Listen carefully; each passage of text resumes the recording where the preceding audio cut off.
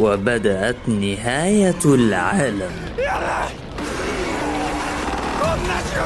ولكن بنكتشف ان كل ده موضوع فاكس، وما هو لمجرد فيلم بيحضره هذا الشخص واللي بيكون هو بطل قصتنا، واسمه تندو اكيرا، وبيكون قاعد بيطفح، ولكن بيلاحظ ان الوقت اتأخر جدا وانه لازم ينام والا هيتأخر على الشغل بتاعه، وبيكون باين عليه التعب والاجهاد من الشغل ده وانه اصلا مش عايز يروحه تاني، وبيقع على نفسه من كتر التعب، واوضته حرفيا بتكون عبارة عن مزبلة. وعشان نعرف ايه اللي وصل صاحبنا تندو للحالة اللي هو فيها دي اللي طالما كان بيحلم بيها، وانه هينتج اعلانات ويقابل المشاهير، ولكن بيقطع المدير تفكيره وبيوقفه من اللي هو فيه ده، وبيقول له يلا علشان تتنايل في مكتبك، وبيقول له كمان انك لو ما فهمتش اي حاجه فتقدر تسال رئيس القسم. وهو بيلقي التحيه على رئيس القسم بنشوف واحده وهي بتخبط فيه وكل المستندات والاوراق اللي معاها بتقع على الارض، فبيتاسف لها وبيحاول يلم الاوراق معاها، والبنت بتقول له لا عادي مفيش مشكله، ولكن اول لما بيبص عليها وبيلاقيها بتبتسم له الولد حرفيا بيهنج مكانه وبيروح لعالم تاني خالص من جمالها، وبيقول هو انا بحلم ولا ايه بالظبط؟ انتوا عارفين يعني جو الافلام الرومانسيه والكلام الفاكس ده. المهم بيوقف من اللي هو فيه وبيديها كل الاوراق، فبتبدا البنت تعرفه على نفسها وان هي محاسبه في الشركه واسمها هو اوتوري، وبتقول له ان لو كان محتاج اي مساعده منها فيقدر يقول لها في اي وقت، وبتسيبه وبتمشي وهي بتقول له حظ سعيد في يومك الاول، في حين ان صاحبنا تندو ابن العبيطه لسه بيكون مهنج مكانه من جمالها. بعد كده في اخر اليوم بنروح للموظفين وهم في مكان كده، وده علشان يحتفلوا بخصوص انضمام العضو الجديد للشركه واللي هو تندو، وبيبداوا يتعرفوا عليه اكتر وبيسالوه عن الجامعه اللي هو كان فيها وانه كان عنده كراش او لا، فبيقول لهم لا يا عم انا حظي في البنات منيل ب60 نيله، ما عنديش بس فريند حتى. فبيستغربوا الموظفين انه ما عندوش حبيبه رغم وسامته وانه على الاقل يكون في بنت في حياته.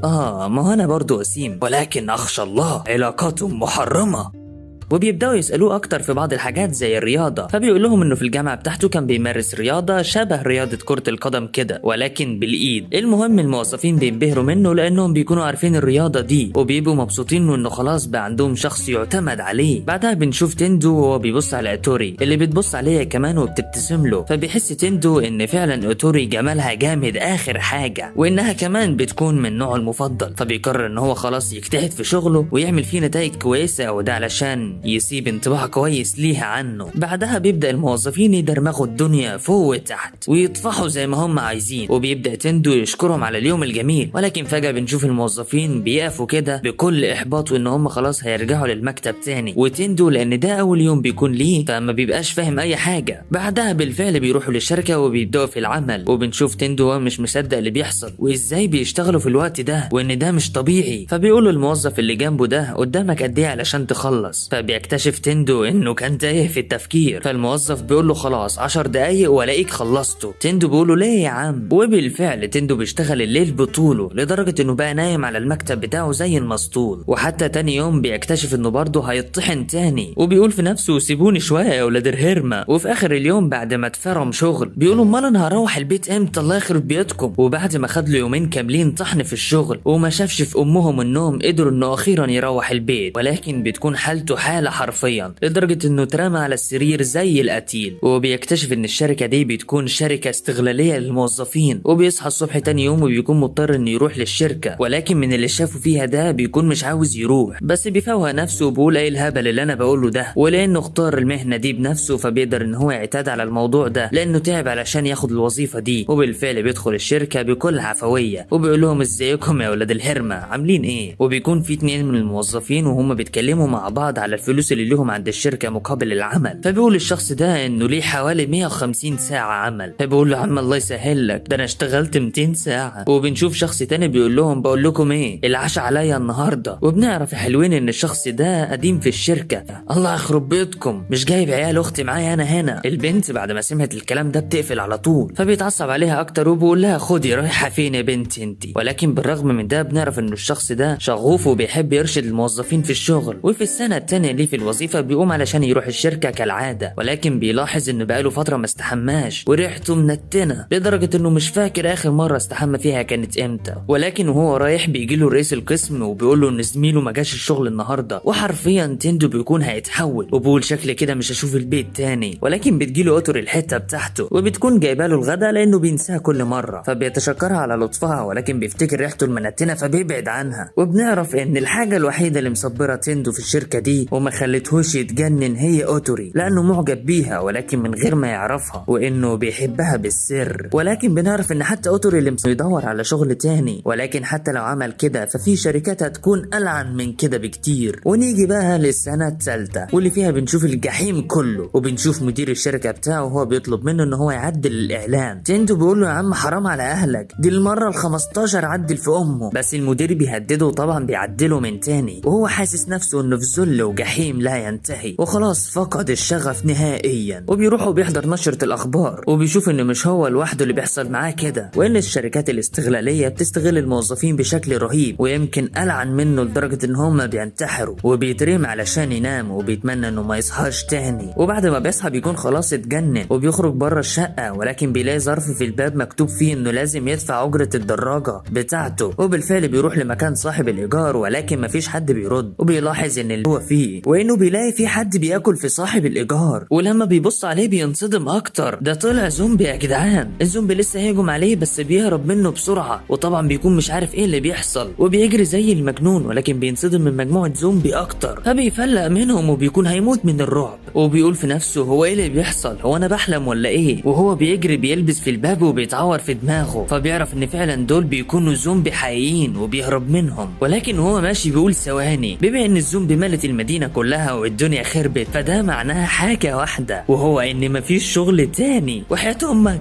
الولد حرفيا بيكون في قمة السعادة لدرجة إن سعادته سمعت لآخر المجرة لأنه مش مضطر يروح للشغل تاني. ومن كمية السعادة الزايدة دي بيطلع مهارته في الجمباز وبيفضل يتنطط في كل مكان، في وشه وفوقه وتحته يمينه وشماله، مش سايب حتة ولا تنطط فيها. وبيكون الزومبي مستمرين في الهروب وراه. وبنعرف بقى إن تندو ده من ساعة ما بدأ الشغل ده وهو ما بيكونش بيشوف الحياة إلا بالأبيض وأسود بس، ولكن دلوقتي بسبب اللي حصل بقى قادر يشوفها بكل الألوان. خلاص تندو بقى حاسس بسعادة غامرة ومش شايف حد قدامه. بعدها بيسترخي في مكان كده وبيفكر هيعمل ايه بعد ما اخيرا بقى حاسس بالحرية، يروح يتفسح ولا يلعب قفز مظلات ولا يشاهد افلام كده يعني، في حين اننا بنشوف الزومبي وهما مش عارفين يدخلوا. ولكن فجأة بيفتكر اوتوري وبيكون حزين عليها، فبيقرر ان هو يروح يعترف لها في حبه حتى لو كانت حبيبة حد تاني، وان مفيش حاجة خلاص هتوقفه. وبياخد دراجته وبينطلق لعندها، وبالفعل قدر يوصل لعنوانها عن طريق سجلاتها اللي في الشركة. بس حتى بعد ما وصل لها بيكونش عارف يقول لها ايه، بس بيشجع نفسه وبيرن الجرس ولكن مش بترد، فبيفتح هو الباب علشان يدخل. ولكن اول ما بيدخل بيلاحظ وجود جزمة المدير، والصدمة انه بيشوف المدير نفسه اتحول لزومبي ولكنه بقى شبه البرميل. وبنشوف تندو وهو بيشرح له معاناته في الشركة وقد ايه كان بيعاني في الشغل، وبيقرر ان مفيش حد هيسيطر على حياته تاني غير نفسه بس. وبيجري ناحيته وبيديله رجل حرفيا بيطيره من الشباك وخلاه واقع على الارض وعمل بوم. ولسه هيكلم اوتوري ولكن بيلاقي ان هي اتحولت هي كمان، وهنا بيكون حزين جدا عليها لانها بتكون حبه الذي استمر ل3 سنوات،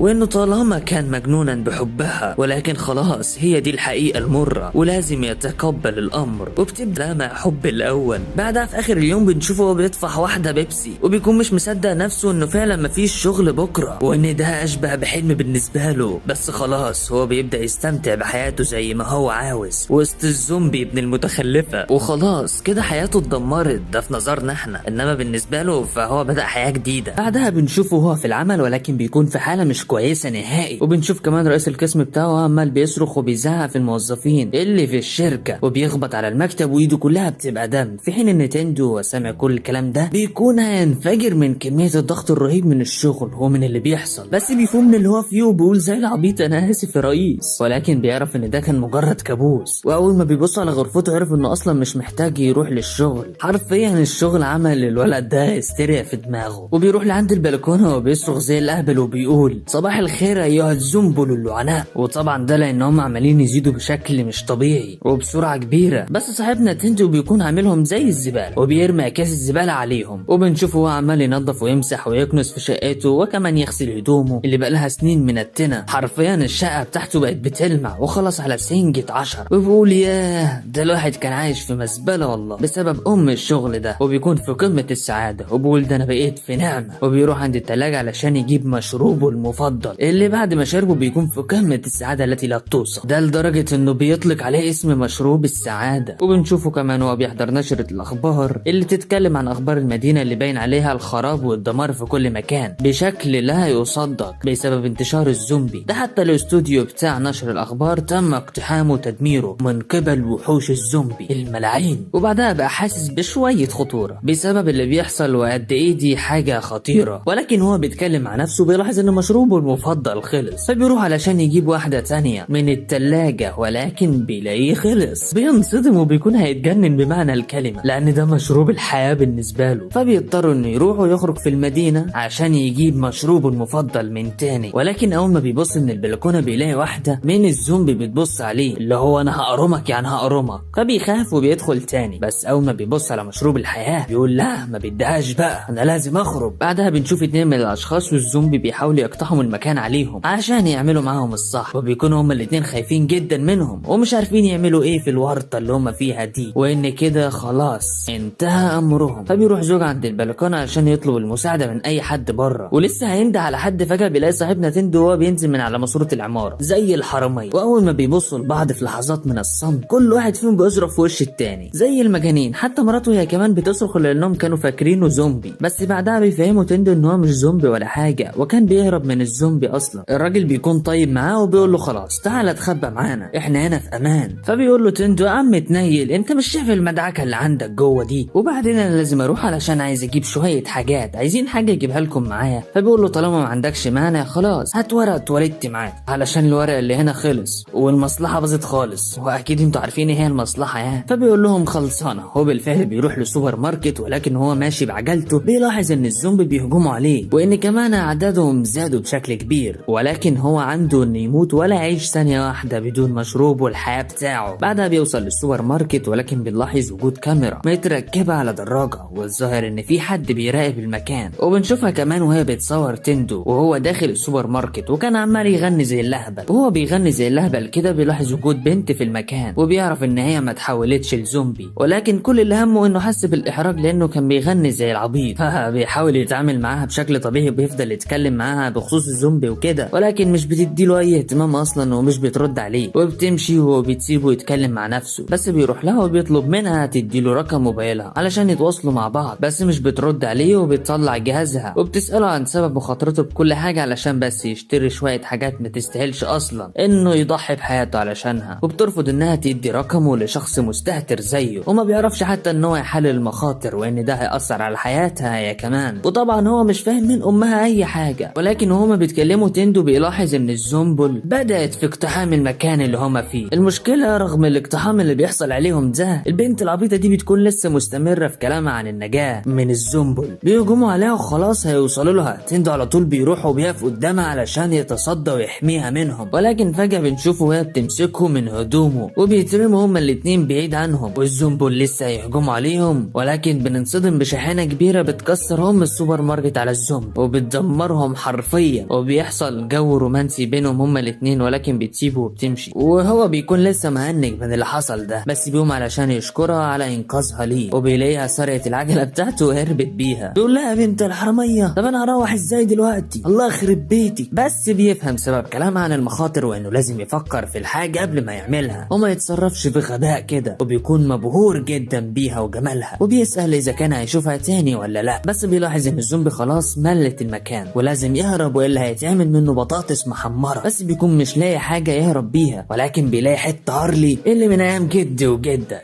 وبياخده علشان يهرب بيه، وبيقول ياه ده الموتوسيكل ده اريح من العجلة بتاعتي ب 200 مرة. بس هو ماشي بقى بالحتة الهارلي بتاعته بيرفع بيها حصنها وبيفضل يخبط في اي حد بيلاقيه قدامه. والمهم بعد ما بيوصل للبيت بيروح علشان يدي ورقة التواليت للاتنين اللي قابلهم في الاول، ولكن المصيبة انه بيلاقي المكان فاضي ومتدمر كليا ومليء بالدماء من قبل الزومبي، وبيكون زعلان جدا عليهم بسبب اللي حصل وانه مش عارف هيدي ورقة التواليت لمين دلوقتي. وبنشوفه بعد كده بيشرب مشروب السعادة بتاعه اللي ما بقاش سعادة خالص، وبيكون حزين وبيعرف ان مهما كنت عايش في امان فيجي الوقت اللي هتقابل فيه الخطر المؤكد. فبيقرر انه يكتب بعض الحاجات اللي حققها واللي ناوي انه يحققها، زي انه يعترف للبنت اللي بيحبها ويشرب مشروبه المفضل طول اليوم، وبيفضل يكتب ويكتب بدون توقف لكل اللي نفسه يحققه. وبيفتكر لما كان مبسوط بأول يوم حس فيه بالسعادة بعد ما خلص من الشغل وعذابه، وبعد كده بينتهي من الكتابة وكل الأشياء اللي نفسه يحققها، وبيقفل كراسته واللي مكتوب عليها دي أهم 100 حاجة نفسي أعملها قبل ما أتحول لزومبي. بعدها بنروح للبنت اللي قابلها تندو، وقبل ما يقابلها بكام ساعة كده كانت بتتدرب في الصباح الباكر في مكان فخم كده، وباين عليها نشاط، وبنشوفها وهي بتتابع كل أخبار الزومبي. وبنعرف كمان إن هي بتحاول تدور على حل علشان تحل أزمة الزومبي دي، وبتحاول إنها تتواصل مع مكتب في لوس أنجلوس، ولكن مفيش أي مرد منهم، وإن أكيد الوضع صعب عندهم. وبتكتب كل مستلزماتها على الجهاز بتاعها، وبتعرف عن طريق الأفلام إن الزومبي في منهم البطيء وفي منهم السريع، وطبعا السريع هو الأخطر لأن الزومبي بيزيدوا كل يوم عن التاني. فبتقرر إن هي تاخد دراجتها علشان تجمع بعض المؤن قبل ما ده يحصل، وبتروح للمكان الأقل خطورة. وبالفعل بتروح لهناك وبتثبت الكاميرا على الدراجة بتاعتها، وبتدخل السوبر ماركت وبتجمع كل اللي هي عايزاه. وبتلاحظ دخول تندو للمكان عن طريق كاميرتها، وطبعا زي ما شفتوا كان داخل بيغني زي الأهبل. فبتحس إنه شخص عادي وإنه مش متحول لزومبي ولا حاجة، ولكن بتلاحظ إن في زومبي جايين وراه، وبتسمع صوت حاجة جاية من بره. وأول ما بتتأكد من الحاجة دي بالكاميرا بتاعتها بتلاقي شاحنة واللي سايقها أصلا زومبي وجاي على هنا بدون تفاهم، وخلاص الزومبي هيقتحم المكان. بس بتنصدم أول ما بتلاقي تندو داخل زي الطور، فبتمسكه وبتبعده علشان الشاحنة اللي جاية على هنا. وبالفعل الشاحنة دمرت المكان كله. بعدها بتاخد درجتها وبتهبط من المكان بدون نقاش، وبتروح على البيت وهي معاها كل المؤن اللي هي محتاجاها من الأكل والبنزين. وبعدها بتروح علشان تراقب تصرفات الزومبي اللي هاجموا عليها، ولكن وهي بتدور بتلاحظ تندو وهو ماشي بيغني وبيكون سعيد، وبتكون مش مصدقة ان في شخص زي ده لسه سعيد بالرغم من كل الكوارث والمصايب اللي بتحصل دي. وبنعرف ان هي كمان كانت كاتبة اهم 100 حاجة لازم تعملها علشان تتفادى ان هي تتحول لزومبي، على عكس تندو خالص هو اللي كان كاتب اهم 100 حاجة عاوز يعملها قبل ما يتحول لزومبي.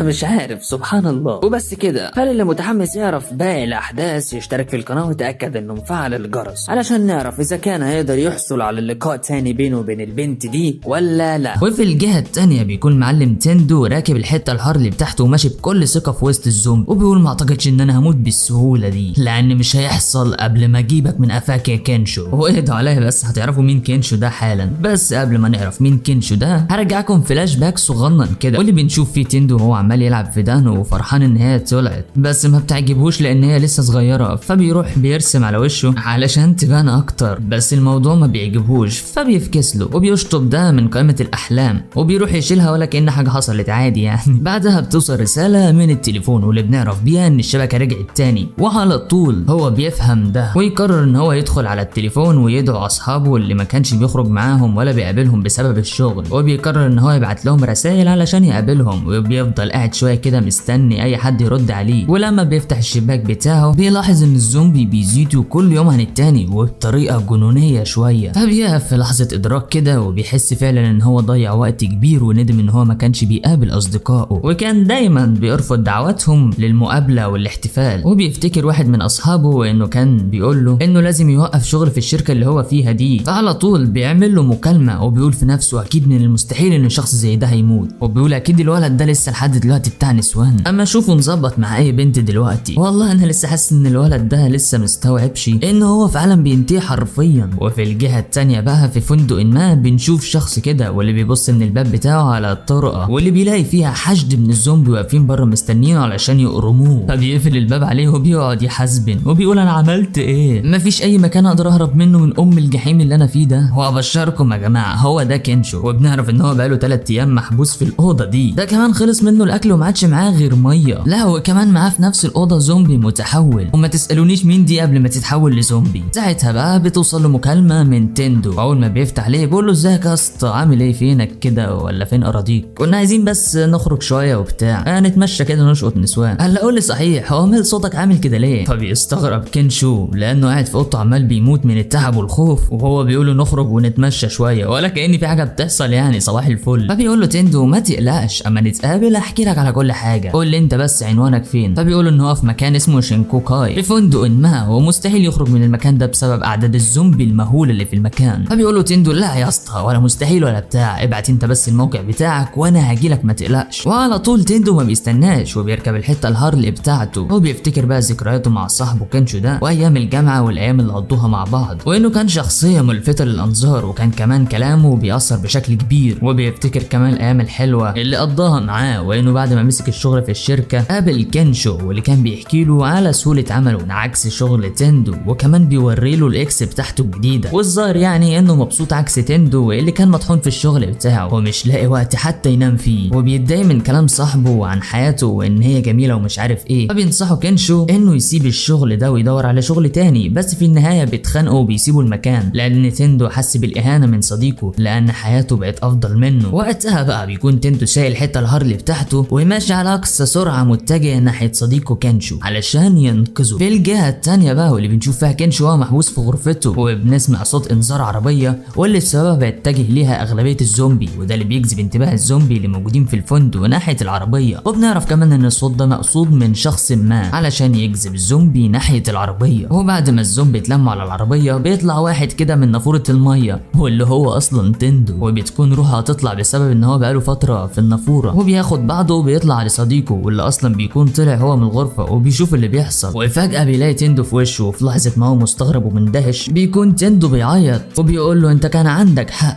لما قلت لي ان انا ما ينفعش اكمل في الشغل ده لانه متعب وتقيل، وبالرغم من ان نصيحتك برضه كانت كافيه بالنسبه لي، بس انا كانت دماغي جزمه وتجاهلتها وكنت دايما بحسدك على حياتك السعيده، هو زعلان منك كمان. علشان كده تندو بيتاسف له وهو بيعيط وبيقول له كانشو ثواني بس يا اسطى، انت قطعت كل المسافه دي علشان بس تيجي تعتذر لي؟ بيقول له لا المفروض ان انا اللي اعتذر لك. بس بيقطعهم هجوم الزومبي اللي رجع تاني الفندق بسبب صراخ تندو زي العيال الصغيره كده. فبياخدوا بعضهم هما الاثنين وبيطلعوا فوق سطح المبنى، واللي بيكون كانشو بيحاول يمنعهم من الدخول. الوقت اللي فيه تندو بيدور على حاجه يساعدوا بيها، وبيحطوا شويه مكيفات ورا الباب علشان بس يعطلوا الزومبي، بس ده ما بيستمرش كتير بسبب ان اعداد الزومبي الكبيره واللي في خلال دقايق هيكونوا مقتحمين المكان. فبتيجي فكره لتندو ان هم ينطوا من المبنى اللي هم فيه للمبنى التاني. بيقول له كانشو انت عبيط يا ابني، يعني هنموت من الزومبي؟ طب انت عايز تموتنا بفكره تانيه؟ ما اعتقدش ان احنا هنعرف ننط المسافه دي بسبب ان هي بعيده. بيقول له طب بس انا ما اظنش ان الزومبي هيقدروا ينطوا من المبنى ده للمبنى التاني، وما عندناش غير طريقه واحده نعرف بيها اذا كان ده هينجح ولا لا. هو بيستعد ابن المجنونه وبيجري باقصى سرعته وبينط للمبنى التاني وبتظبط معاه وبيوصل، بس بعد ما بياخدها زحف على دماغه ودماغه بتتعور. بس كل ده مش فارق معاه، وبيقوم بكل حماس وهو مبسوط ان هو تخطى حاجه زي دي وهو انه كان مستحيل انه يعملها. فبيقول له كانشو ايه ده يا اسطى، انت بقيت متهور قوي وده هيوديك في داهيه. وقتها بقى بيجي الدور على كانشو، بس لما بيبص تحت المبنى هو بيشوف المسافه الكبيره دي. بيقول له تندو بقول لك ايه، معلش بقى لان تعبتك معايا علشان تيجي لحد هنا وتنقذني، بس قبل ما اموت عايزك تعرف ان انا ما كنتش مستمتع بحياتي زي ما انت كنت متخيل، ولا حتى في الشغل اللي انا كنت شغال فيه. وده اللي بيصدم تندو من اللي هو سمعه. وبيقول له كمان ان انا كنت مجبر على الابتسامه علشان ابين للعملاء بتوعي ان انا بعيش حياه سعيده، بينما انه ما كنتش بحس بالسعاده دي ابدا. وقبل ما الزومبي بيقتحموا المكان بيعتذر لتندو على حياته المزيفه اللي كان هو بيعيشها واللي كان بيبينها له، بس بيضحك تندو بيقول له انا عارفك يا صاحبي كويس، انت شخص دايما كان بيحب يسعد الاخرين على حساب نفسه. فبيزعل جدا كانشو وبيعيط وبيقول له انا كان نفسي فعلا في ده، وانه كان نفسه يشتغل كوميديان في مسرحيه او في مسرح، وان ده اللي هو كان بيحبه. فبيقول له تندو بسيطه، انت تستقيل من الشركه اللي انت شغال فيها وعادي يعني لسه قدامك وقت ان انت تحقق حلمك. بس وقتها الزومبي بيقتحم المكان وكانشو بيعيط على ايام زمان. فبيقول له تندو انا عايزك تثق فيا، ولو انت فعلا عايز تحقق حلمك لازم تاخد خطوتك الاولى وانك تنط من المبنى ده باقصى سرعه ليك، ويا صابت يا خابت. وبيقول له يلا يا اسطى باقصى طريقه هستيريه. فبيتحمس كانشو وبيستعد فعلا ان هو يجري باقصى سرعته وبينط للمبنى التاني، واللي في اللحظه دي بيكون تندو ميت على نفسه من الضحك بسبب منظره. بس بعد كده بقى في الليل بيقعدوا مع بعض ويستمخوا كده وبيغسلوا هدومهم وبيعالجوا جروحهم وبيبداوا يحكوا لبعض على اللي حصل. وبيقول له انا فعلا كنت مجنون النهارده، وبيقول له كمان ان الناس اللي بتستقيل من شغلها دي بتبقى فعلا بتاخد اول خطوه ليها في النجاح. وبيقول له بما انك الشخص اللي استقلت من شركتك اللي كنت شغال فيها لمده 3 سنين، ممكن كده تكون انت اللي هتنقذ العالم من الزومبي. بس بيفكر تندو في كلامه كده وبيقول له